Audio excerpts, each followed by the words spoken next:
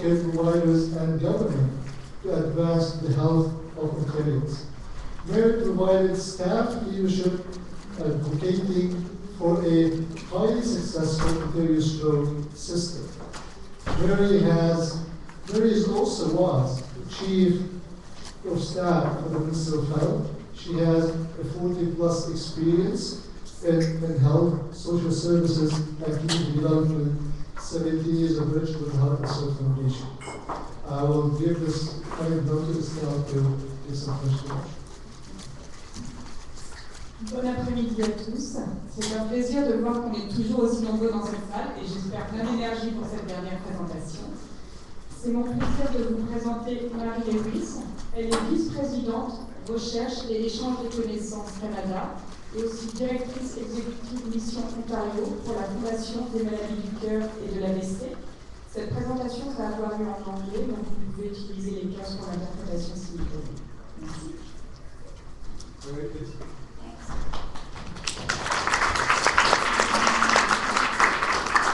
Thank you so much. I know some of you may be disappointed. You've heard how inspiring Mark Holland is.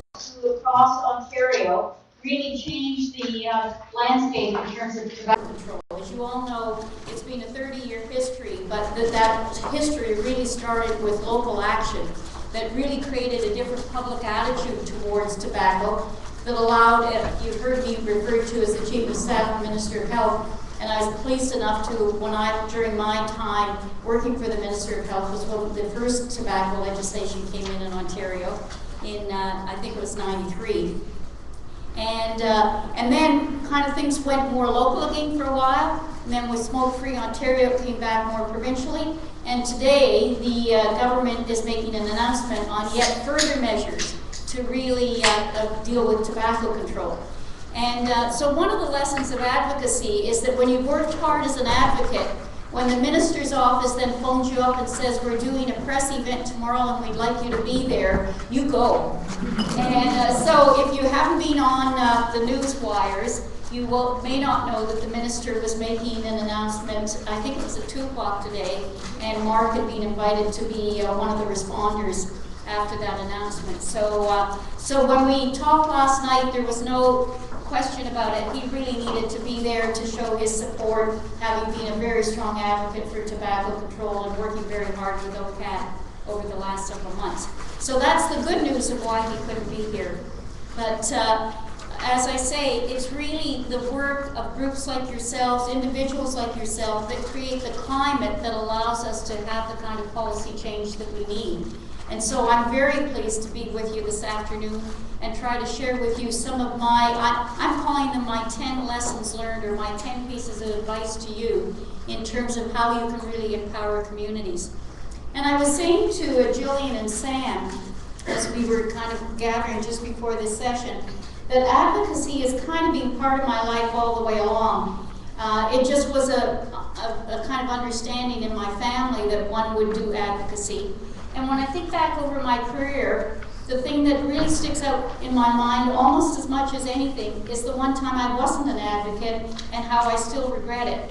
And it may be a reflective story, I don't know, but one summer I was at the School of Social Work and I was studying in community organization. They keep changing the name at schools and social work, so I don't know what they call it these days, but in those days it was really community organization.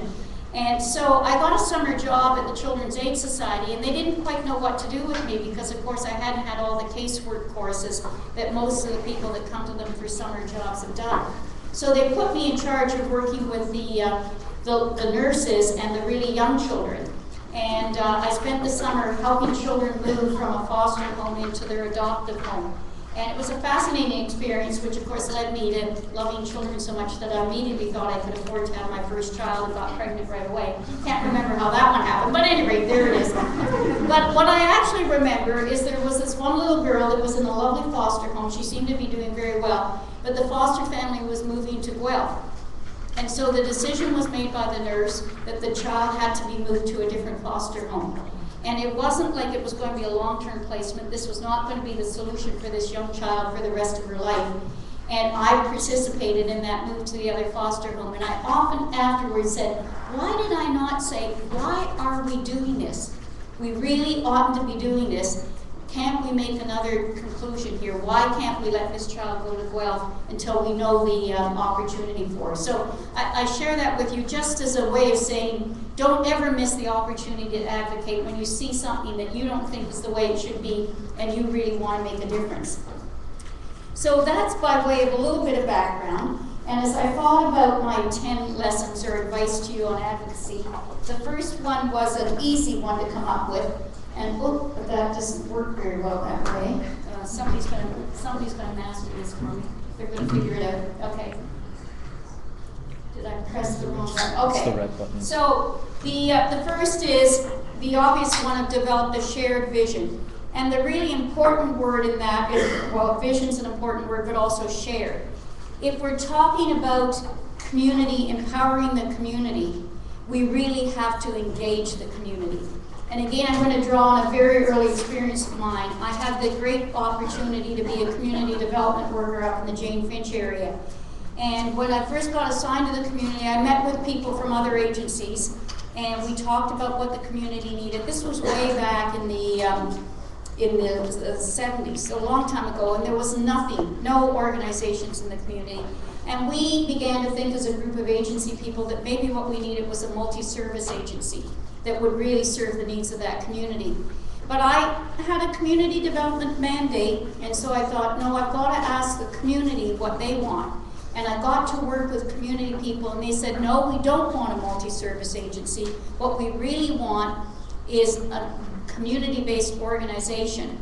And that's what they created, and that agency still exists today. And right from the beginning, they said one of the mandates of this community-based organization was going to be supporting the community to make the kind of change that was needed. And it's continued to be a beacon in that really quite difficult area of Jane Finch, of a sense of positiveness, a sense of optimism, a sense of participation. And so when I say make shared vision, I mean shared with the community, because this is about community empowering. And while we all have great ideas about what needs to happen, the power comes when you really engage the community in making that, determining what that vision ought to be. But then once you've got your shared vision, the next thing you need to do is get very realistic about your political environment that you're working in. And when I say get realistic about your political environment, I'm not suggesting that we want to give up our principles, but we do need to be very pragmatic about what it is within our vision that actually can get achieved over the next 3 to 5 years. And how are we going to take our bigger idea and translate it into something that really there is a political will to see move forward at the present time. And part of that understanding your political environment is also understanding where your opposition is going to come from.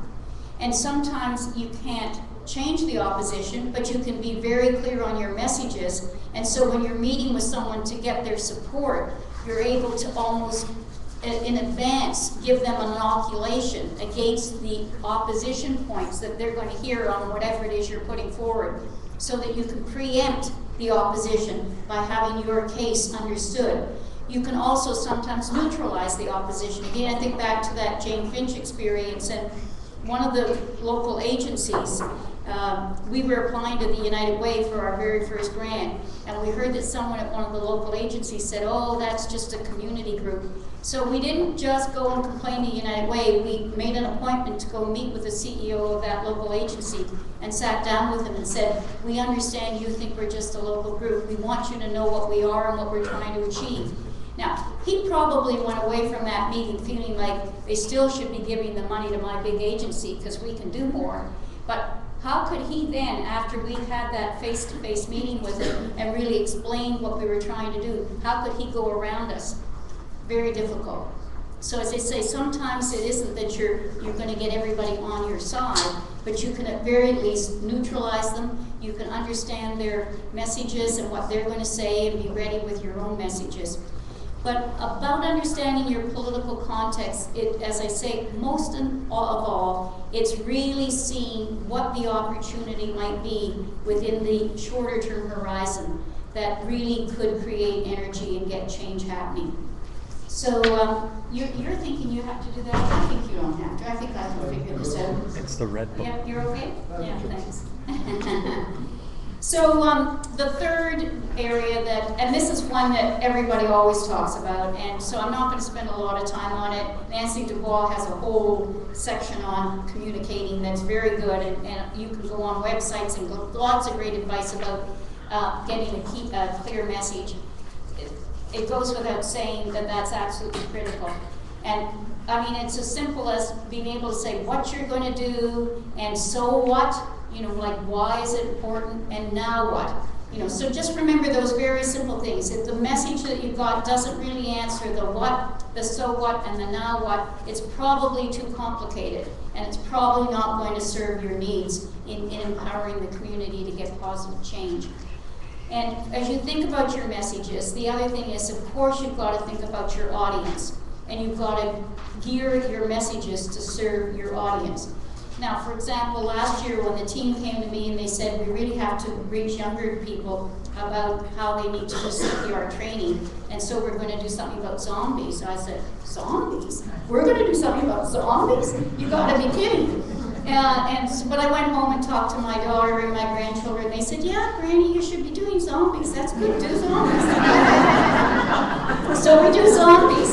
And 1 million people look at the video. You know, so you really have to remember that it's not always the message in the language that you want to use. You may feel so strongly that you understand this issue and you know what's right and you've seen the best evidence and you've got to convey all that because it's so critical.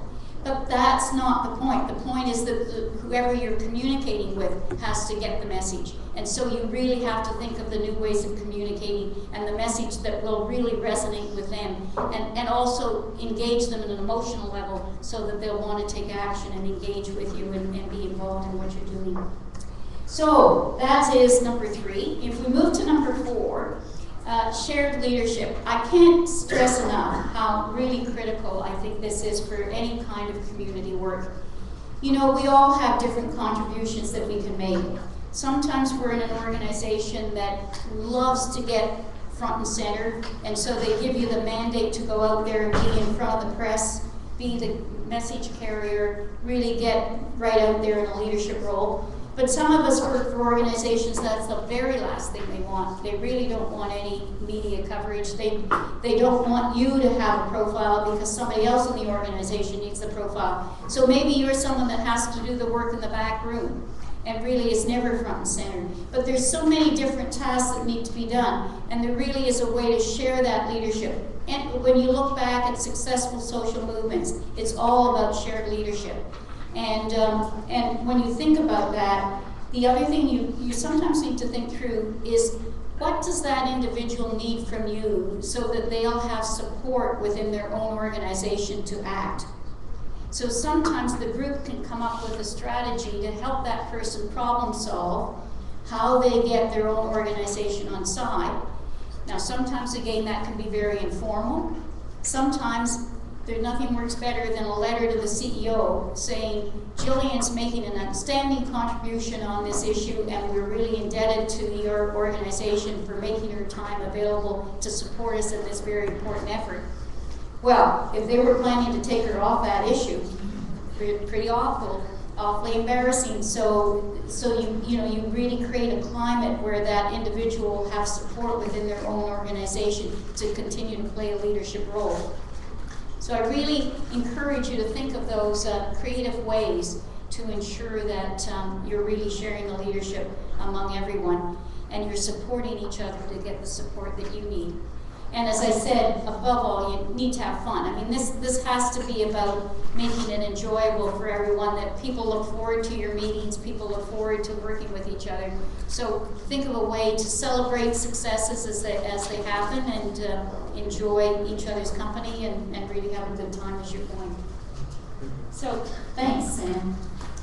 So I said earlier that you need to be aware of your political context, and related to that is the need to develop a realistic plan. And while we may have a vision of something long-term that we want to achieve, we also need to think of what can be achieved. Now, I say this, but I want us to pause for a second and and provide a disclaimer that I really meant to say at the beginning of this talk and forgot. And that is that as I started looking over my notes and what I was preparing to say, I realized that I was making some assumptions. And those assumptions are that we're talking here about making change, if you will, inside the system, where we're building support for something that we're planning to do, and we're gaining that support almost on an insider basis. There may be situations where you decide that that's entirely the wrong strategy and that we have no choice in a situation but to go with a much more confrontational approach. And some of you, many of you are probably much too young to remember the name Saul Alinsky, but when I was at the School of Social Work, that was all the buzz was about Saul Alinsky and how we would organize to really get people taking on a confrontational approach to affect change. And by going the route that I've gone in this talk, I do not want to for a minute dismiss the importance of that as an alternative strategy, and that there may be situations in which we really need to take on a much more confrontational approach. But I made some assumptions based on my exposure to some of your groups over the years that probably today you're thinking more of that incremental building from within rather than a major confrontational campaign. But I wanted to put that out there because I didn't want to have you think that there aren't occasions when that more confrontational approach may be absolutely essential and the way that you need to go. But assuming that we're talking about a situation where you're looking to gain support from the current political leaders and decision makers, then really part of this is coming up with a realistic plan.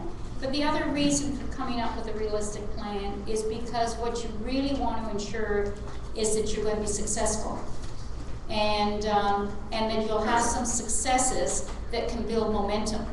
And so if you just stick with a high vision that is maybe too big a vision and something that can't get achieved within the next 10 years, then you leave people feeling like, oh, I'm tired already, like, where's this going?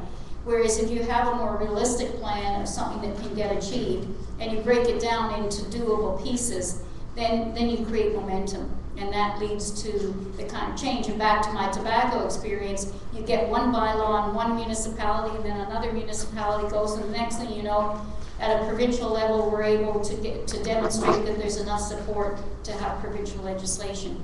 So that's what I mean by developing a realistic plan.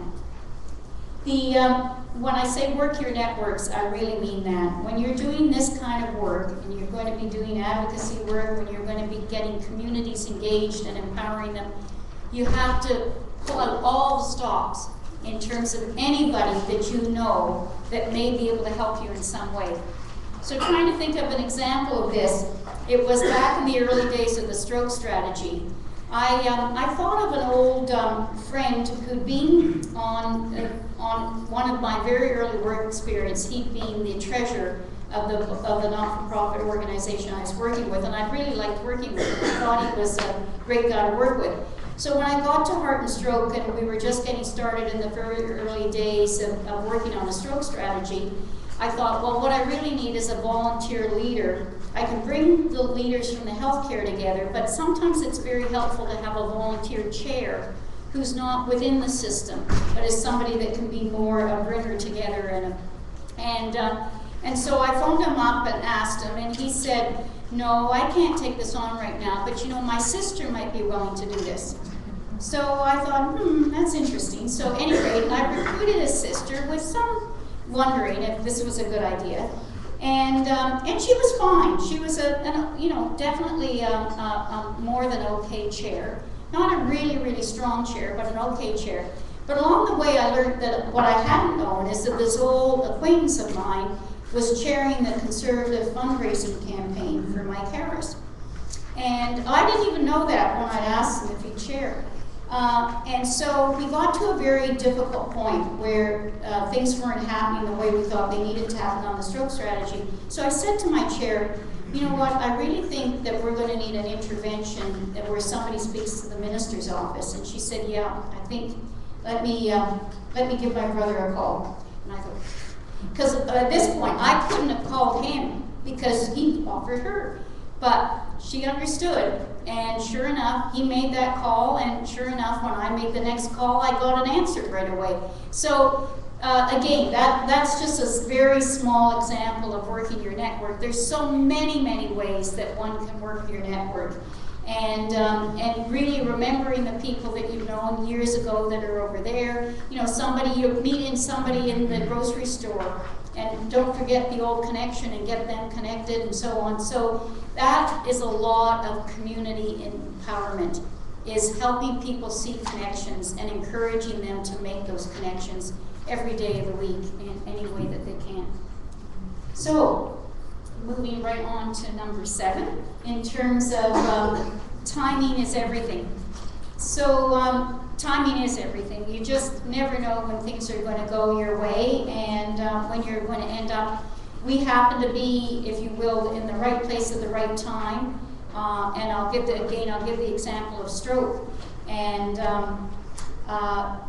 the timing there was that we were lucky on a couple of things. We were lucky because it happened, and I'm going to ask that the woman in the room that knows a little bit about this, forgive me if I take a little license with a few stories, but these are true, but maybe having too much background information may be difficult here. But at any rate, one of the things that happened is the ministry happened to reorganize and created a new policy unit. And frankly, they weren't yet geared up with a whole lot of work. And so we happened to be lucky enough that the director of a new policy unit hadn't yet gotten inundated with work. And so when we came along and said stroke is an important issue, he actually got very engaged and was able to commit quite a lot of time to actually thinking about stroke. And he ended up being an important champion in terms of clearing some of the ways within the ministry in terms of decision making. But then we happened also to be at a time when the federal government made a decision to give more money to the provincial government for health. And we also were at a time when the government had been criticized for re-announcing things that they'd already done. And so we don't know. I mean, you never quite know when the government makes a decision what all the factors were that led to it. But I would believe that the fact that stroke was something the government had done nothing on meant that was just the perfect opportunity for putting in front of them, here's an opportunity to do something about stroke. And talking about using your networks, just before that decision got made, we held an event at the Empire Club. And we had the former Attorney General of Ontario, Ian Scott, many of you won't remember him, but he was an incredibly eloquent speaker, and he suffered a very severe stroke, and so he had aphasia, so he had virtually no speech. And but his old colleagues all wanted to acknowledge him, so we managed to sell out the room. In fact, they had to move us to a larger room than they usually use for the Empire Club. And we had the physician who knew all about stroke as the main speaker, but we had both Ian and then Phil Lunn, who was Rogers, the second in command at Rogers, who'd also had a stroke, as our two guests. And when Ian stood to say his one sentence that he had difficulty saying, you could not hear a pin drop in the room. It was so emotional. And people really recognizing this issue. And we had both of the health critics in the room. We had someone from the Premier's office who was in charge of health policy. We had the ADM for policy. So we just gotten a very critical, now that happened to be in March, and we got the announcement that there would be a $30 million investment in stroke care in May. So did that lunch make any difference? We don't know, but maybe it did. And again, that's about using your networks and timing being everything. So I'd use that as just one example, but really what I mean by timing is everything. It's back to the same point about being realistic about what you can achieve. It's figuring out what is timely right now and where the opening is right now, and then, you know, lining all your energy and efforts behind that to really push it home. So I put as number 7, recalibrate, and it's really, in a sense, now beginning to sound a little repetitious in terms of some of my themes. But the point being that you have to keep rethinking where you're at and remarshaling your resources. Sometimes you've got to take a bit of a pause. People are tired and you need a bit of a break, and then you can regroup. But it's better to say, we're going to take a bit of a pause and we're going to regroup in September, rather than drag everybody out for the 6 months while they're all getting exhausted and frustrated. So sometimes you have to say, now's the time to look in a different direction or take a little bit of a hiatus. I once heard a speaker talk about there's push power, there's pull power, and then there's stand back power. I thought, what is stand back power? I couldn't get it. But what they were describing is there's sometimes a situation where you have to step back from whatever's going on currently and reassess the situation and make a new determination as to how you should be attacking this issue and where the opportunity is. So they described that as stand back power, and I've always thought that was a pretty powerful notion. Nowadays, I think the books on leadership are talking about the view from the balcony, and you'll see that as an expression used in some of the business language. And I think that's another great way to express it, that you sometimes have to step above all that's going on and look at the whole environment and make some new decisions as to where you're going to put your energies and how you're going to proceed. So with that, we're on to our last 2 of my 10, and I think there'll be time for some questions that may stimulate more involvement from all of you, which I'd love to hear your questions or some dialogue. But I put up as number 9, persevere, and I've given you a few personal reflections. My personal reflection on the word persevere is that my grandfather was an Anglican minister, and when I came time for my confirmation, he said to me, the most important thing is perseverance. And I thought, no, I didn't know where that came from, but I've often thought of it since, and I think that's really true, that the kind of work that we're doing is not work that happens overnight. I mean, let's look at the tobacco issue, 30 years. So this is not something that we're going to make change overnight. So we do have to persevere. We do have to remember that this is something really worth continuing to fight year after year, time after time. So that's my persevere. And the last one is, don't underestimate the importance of what you're doing. The work that you're doing is so critical, and it really does create the climate that allows for change. And it really shifts public attitudes so that there can be change at a more provincial or federal level. And so it's really very, very important that you continue to get involved in and empower your communities to make the kind of positive change that you're all so committed to, and I know you're working hard on. So thank you, and I hope these short remarks at least trigger some of your thinking, and I'd be very happy to answer any questions or get into a dialogue.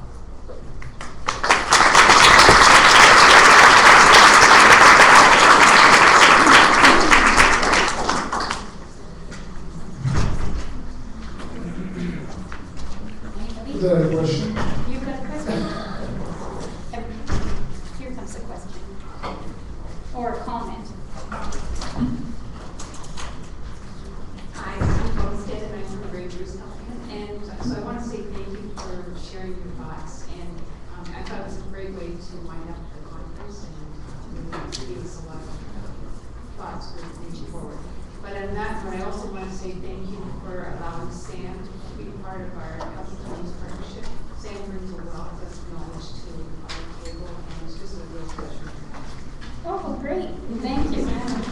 And talking about personal reflections, I didn't mention one of my greatest feelings of pride is the work at Heart and Stroke, where we created the positions of health promotion specialists and we created the Spark grants.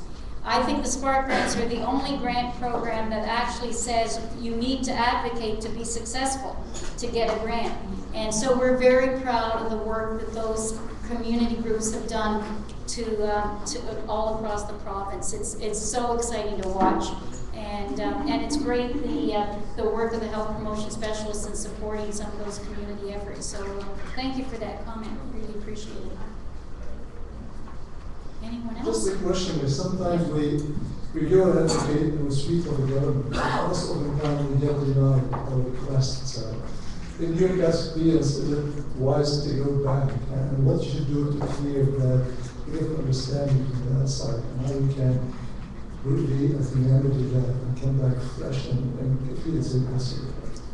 Yeah, you know, the various thoughts that go through your mind when you're thinking of remarks like this. I was saying in political context, you know, sometimes you may have a mayor who's a great supporter of what you're doing, and then sometimes you get a mayor elected who thinks that the best way to stay elected is to play to the lowest common perspective in terms of, you know, the people that really have no sense of community and no sense of the need for public policy. So I mean, you have to make a judgment.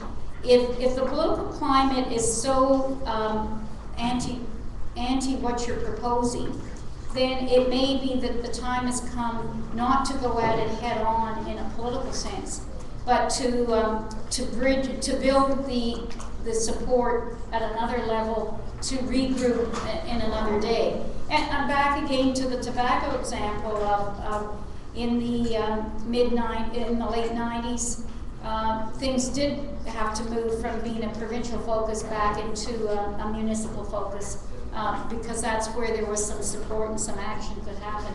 So I think that as I say, in this work, you're often going 2 steps forward and then 3 steps back, but you can't get discouraged. You have to then think about, well, where might be the next step that really there's an opportunity for a breakthrough. So you've got to take those setbacks as time to reflect, because it probably means that there's something in what you're proposing that needs to be rethought. It may be, I mean, because you can figure that often one of the issues for government is there's not yet enough public support for them to be able to move on something. And so then you have to work to shift public attitudes so that the public will say, yes, we want this change. And then when the politicians do the next polling, they get a different result. And when it shows that 75 or 80% of the public want this to happen, then you're going to get action. So you keep having to regroup and rethink where's the chance here to make a difference. Excellent. Any other thoughts? Good. Well, thank you very On behalf much. of us, we would like to